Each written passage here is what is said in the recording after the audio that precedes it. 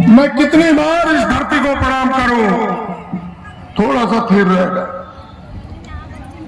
कितनी बार इस धरती को प्रणाम करूं, मैं कर्ज चुका नहीं सकता। यहाँ के कई लोगों का, जिसने 25 साल से लगातार मुझे विधायक बना के रखा है, ये कर्ज जीवन में चुकाया नहीं जा सकता है।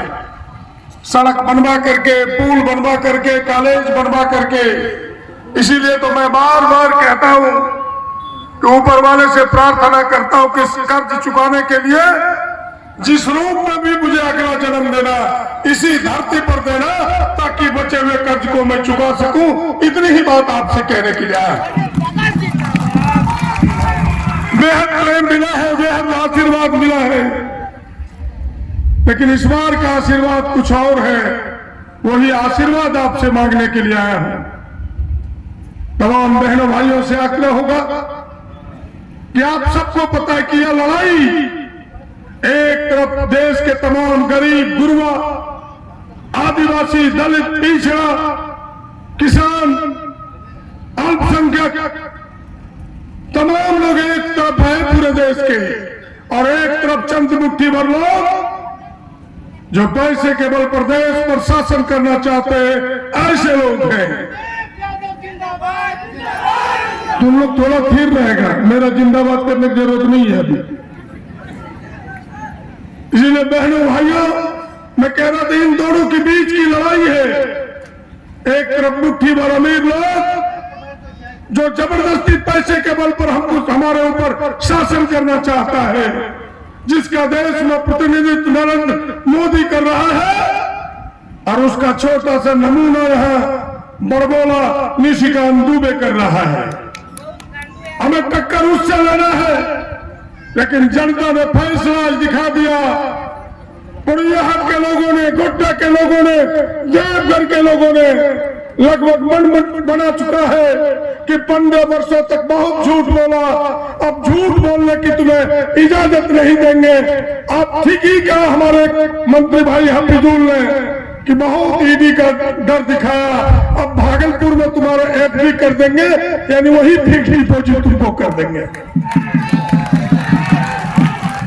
कहानी इतनी ही है।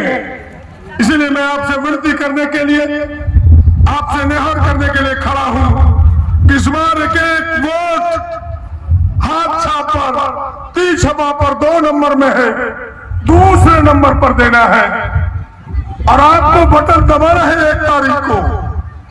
अपने आप जिसको हम भगाना चाहते हैं वो स्वयं भाग जाएगा। उनकी रही है बड़बोलेपन, विकास तो कुछ नहीं किया, विनाश का इस क्षेत्र में बीज बोने का प्रयास किया था। आप सबको याद होगा कि बार बार यही सूगाबथान डैम का वो भाई दिखाता है कि इस क्षेत्र के आदिवासियों को डुबो देंगे हम।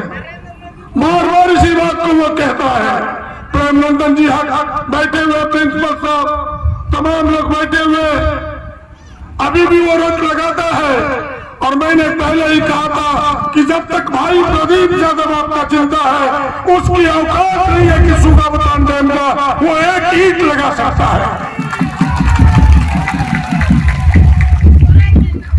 हमने कहा था कि आपके लिए एक बेहतर कॉलेज दूंगा।